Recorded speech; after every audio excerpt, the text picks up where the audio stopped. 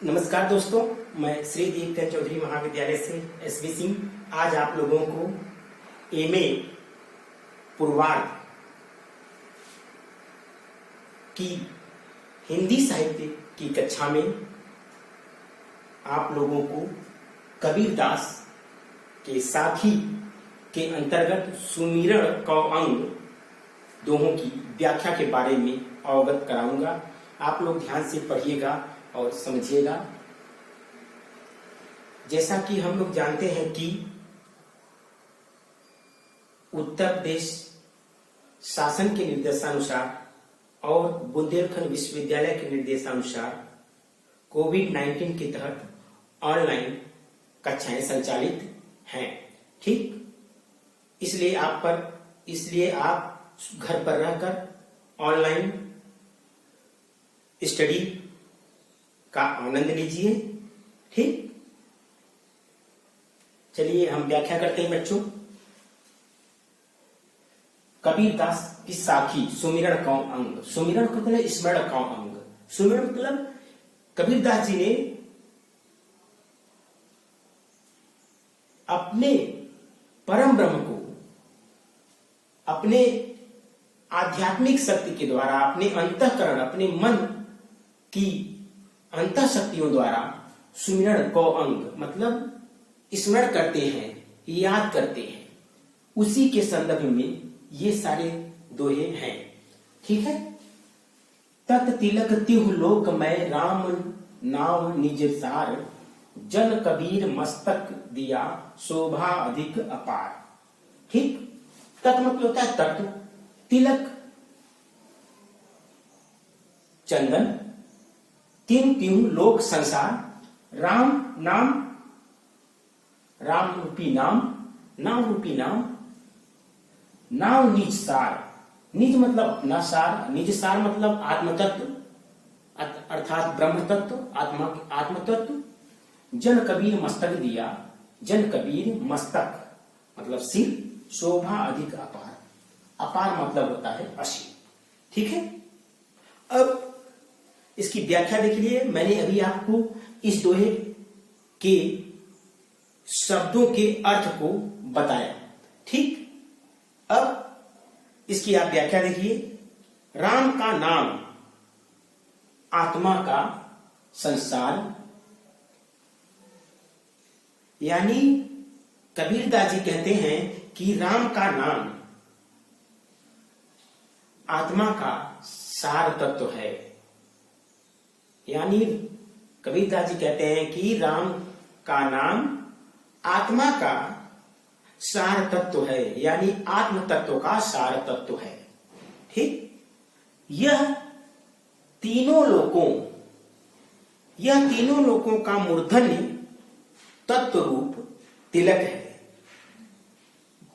और भक्त कबीर दास जी ने तिलक से और भक्त कबीर दास जी ने इसी तिलक से अपने सिर या मस्तिष्क को अलंकृत किया है, जिससे यानी सुशोभित किया है, अपने सिर को सुशोभित किया है, अपने सिर पर धारण किया है, जिससे असीम छवि विराज रही है। ठीक, तिलक भक्त की पहचान होती है। कबीर छापा तिलक के विरुद्ध है। उनका विचार है कि भक्त को सही पहचान और शोभा वृद्धि राम नाम के तत्व रूपी तिलक को मस्तक यानी सिर में लगाने से होती है। यानी जो राम नाम रूपी तिलक को मस्तक में लगाने से ही उसकी शोभा बढ़ती है, उसका आत्म तत्व बढ़ता है, आत्मसार बढ़ता है। ठीक है, समझ में आ गया। अब आगे चलते हैं। भगति भजन हरि नाव है, दूजा दुख अपार, मनसा वाचा कर्मणा कबीर सुमिरौ सार। भगति, भक्ति करना, भजन करना, भक्त के द्वारा भजन करना, हर ईश्वर नाम। दूजा एक ही, क्योंकि ईश्वर एक है। दुख अपार, दुख सांसारिक मोह माया। मनसा मतलब मन से, वाचा मतलब वाणी से, करना मतलब कर्म से। कबीर सुमिरण, सुमिरण स्मरण करना, ठीक, सुमिरण में से स्मरण करना, याद करना। और सार मंत्रा मूल तत्व, ठीक है। शब्दार्थ क्लियर हुआ बच्चों। आगे चलते हैं व्याख्या पे। कबीरदास जी कहते हैं कि भगवान का नाम स्मरण ही वास्तव में भक्ति और भजन है। भगवान का नाम स्मरण या याद करना ही वास्तव में भक्ति और भजन है। भजन के अलावा अन्य साधना असीमित दुख के कारण है। भजन के अलावा अन्य साधना असीमित दुख के कारण है, ठीक है। अब आगे देखते हैं किस प्रकार कारण है। मन से, वाणी, मन से, वाणी से और कर्म द्वारा स्मरण करना अन्य साधना, यानी स्मरण करना चाहिए। मन से, वाणी से और कर्म, इन तीनों के द्वारा ईश्वर का स्मरण करना चाहिए, ठीक। कबीरदास जी कहते हैं कि सुमिरण मतलब नाम स्मरण ही सभी धर्मों का सार तत्व है। क्या कहते हैं? राम नाम स्मरण ही सभी धर्मों का सार तत्व है। आगे चलते हैं। इसी साखी में राम नाम की महिमा का प्रतिपादन कबीरदास जी ने परम ब्रह्म के रूप में किया है। इस साधना में किसी भी आडंबर के लिए, किसी भी धर्म के लिए किसी भी आडंबर के लिए, किसी भी क्या कहते हैं बाह्य आडंबर, ठीक, के लिए कोई स्थान नहीं दिया है, ठीक। अब आगे चलते हैं।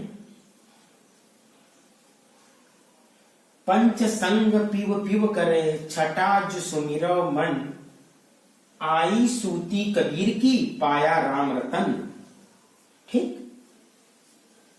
अब जो कबीरदास जी कह रहे हैं वही मीरा जी भी कही है। अब श्री कृष्ण के प्रति क्या कर रही हैं? पायो जी मैंने राम रतन धन पायो, ये मीरा जी कहती है, ठीक। पायो जी मैंने तो राम रतन धन पायो। और यही बात कबीरदास जी इस दोहे में कह रहे हैं कि पंच संग पीव पीव करे, छठा जो सुमिरै मन, आई सूती कबीर की, पाया राम रतन धन, ठीक। अब देखिए थोड़ा सा शब्दार्थ हम लोग जान लेते हैं इस दोहे का। पंच होते हैं 5 ज्ञान इंद्रियां, 5 इंद्रियां। संग मतलब साथी, पीव पीव मतलब पिया, ठीक। छठा जू सुमिरो स्मरण करना, मन से याद करना, ठीक। आई सूती प्रसव की स्थिति या स्मरण या याद करना, कबीर की, पाया राम रतन राम रूपी रत्न, राम रूपी खजाना, ठीक। अब इसकी व्याख्या देखते हैं। कबीर ने अपने संपूर्ण चेतना को मथ कर राम रूपी रत्न प्राप्त किया है। उनकी प्रसव की स्थिति आ गई है। प्रसव मतलब जब एक स्त्री को प्रसव की स्थिति आती है तो असहनीय दर्द होता है। उसी प्रकार कबीरदास जी को भी प्रसव की स्थिति आ गई है। क्या प्रसव की स्थिति आ गई है? असहनीय दर्द हो रहा है, क्योंकि उन्होंने आत्मा को ही राम के रूप में, या क्योंकि उन्होंने आत्मा के आत्मा के रूप में ही राम के रूप में पा लिया है। अर्थात कबीर ने अपने को क्या माना है? प्रियतमा, और ईश्वर को प्रियतम मानकर साधना की है। अपने को पत्नी, ईश्वर को पति मानकर ज्ञानाश्रयी काव्यधारा के प्रवर्तक कवि कबीरदास जी ने साधना की है। ठीक है, अब देखिए आगे चलते हैं। क्योंकि उन्होंने आत्मा को ही राम के रूप में पा लिया है, इसका उल्लास पांचों इंद्रियों में प्रफुल्लित हो रहा है, आनंदित हो रहा है। जब राम रूपी धन पा लिए हैं तो राम रूपी धन पाने की वजह से उनकी जो पांचों ज्ञानेंद्रियां हैं वह प्रफुल्लित हो रही हैं, चमत्कृत हो रही हैं, प्रकाशित हो रही हैं। ठीक, अब आगे चलते हैं। नाक, कान, आंख, मुंह और त्वचा सब जगह से पिया पिया पिया पिया का शब्द निकल रहा है। प्रीतम प्रीतम प्रीतम का शब्द निकल रहा है। यानी पांचों ज्ञानेंद्रियों से, कौन कौन सी पांचों ज्ञानेंद्रियां? नाक, कान, आंख, मुंह और त्वचा, इन सब जगहों से प्रियतम प्रियतम शब्द, पिव पिव शब्द निकल रहा है। प्रियतम कौन है? ईश्वर, परम ब्रह्म ईश्वर। हमने बताया था बच्चों आपको कि इस कबीरदास जी ने अपने को प्रियतमा और ईश्वर को प्रियतम माना है, अपने को प्रेमिका और ईश्वर को प्रेमी मानकर साधना की है। ठीक, तो इसीलिए पीयू पीयू कह रहे हैं यहाँ पे। और छठी इंद्री मन भी इसी का सुमिरण, उसी का सुमिरण कर रहा है। ठीक, यहां सूती शब्द विचारी है। सूती का अर्थ है प्रसव की स्थिति। ठीक, जो इस साखी के पूर्व संदर्भ में नहीं दिया गया है। ठीक, इसलिए इसका अर्थ श्रुति या स्मरण भी लिया है, क्योंकि यहां जो भाव है श्रुति यानी सुनकर या स्मरण करना लगाया है कबीरदास जी ने। ठीक, राम को प्राप्ति में, राम की प्राप्ति में जो पांच ज्ञानेंद्रियां पिव पिव की पुकार कर रही हैं, उसमें वात्सल्य भाव की व्यंजना अभिव्यक्त हो रही है। ठीक, प्रियतमा का ही दूसरा रूप पुत्र होता है, प्रियतमा का ही दूसरा रूप पुत्र होता है, और पुत्र के रूप में पति को पाना और पति के प्रति कृतज्ञता से भरकर पी की पुकार लगाना संभव है। ठीक, इसीलिए कबीरदास जी ने राम रूपी धन पाने की रट लगा दी है। क्या रट? पीव पीव। ठीक, समझ में आ गया? आगे चलते हैं। आई, ठीक है, आगे चले। मेरा मन सुमिरो राम को, मेरा मन राम ही आई, अब मन राम ही है रहया, शीश नवावे का। मेरा मन सुमिरो स्मरण करना, मेरा मन राम ही, अब मन राम ही के रहया। रहया शीश मतलब होता है मस्तक। ठीक, नवाओं का है। ठीक है, आगे चलते हैं बच्चों। अब इसकी व्याख्या देखते हैं। मेरा मन राम का स्मरण कर रहा है, मेरा मन राम नाम रूपी तत्व का स्मरण कर रहा है। ठीक, मेरा मन राम का ही है, मेरा मन जो है राम का ही है। अब मन राम ही हो गया है, सिर किसके आगे झुकाऊं, किसके आगे झुकाऊं? अब तो मेरा मन ही राम है, किसके आगे झुकाऊं? ठीक, इस साखी में साधना की 3 स्थितियों का चित्रण है। ठीक, कौन कौन सी स्थितियां?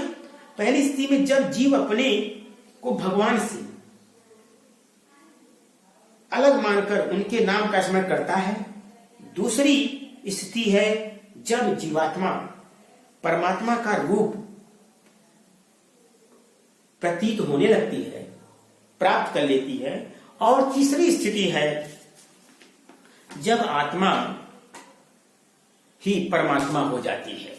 ठीक, जब आत्मा परमात्मा में विलीन हो जाती है तो द्वैत पूर्णतया मतलब इस सांसारिक मोह माया से, यानी सांसारिक मोह माया के बंधनों से मुक्ति हो जाती है। ठीक है, अब क्या है, अद्वैत की पूर्ण अनुभूत हो रही। अद्वैत क्या मतलब ईश्वर की पूर्ण अनुभूत होने लगती है। ठीक, वैष्णव भक्ति और कबीर की भक्ति में यही मौलिक अंतर होता है। ठीक है ना, कबीर का भक्त मन राम का स्मरण करते ही, कबीर का भक्त मन राम का स्मरण करते ही राम ही हो जाता है, राममय हो जाता है। कबीर की आत्मा परमात्मा रूपी, कबीर की आत्मा रूपी प्रियतमा परमात्मा रूपी प्रियतम का स्मरण करने से ही वह परमात्मा रूपी प्रीतम में विलीन हो जाती है और इस सांसारिक मोह माया के बंधनों से छुटकारा मिल जाता है। ठीक है, समझ में आ गया बच्चों? ठीक, ये आपका जो हिंदी साहित्य प्रथम प्रश्न पत्र है। ठीक है, आज के लिए इतना ही बच्चों। मैंने आपको आज कबीरदास के साखी के अंतर्गत सुमिरन कौ अंग दोहों की व्याख्या बताया। ठीक है, उम्मीद करता हूं कि आप लोगों को अच्छी तरह से व्याख्या समझ में आ गई होगी। ठीक है, बहुत बहुत धन्यवाद।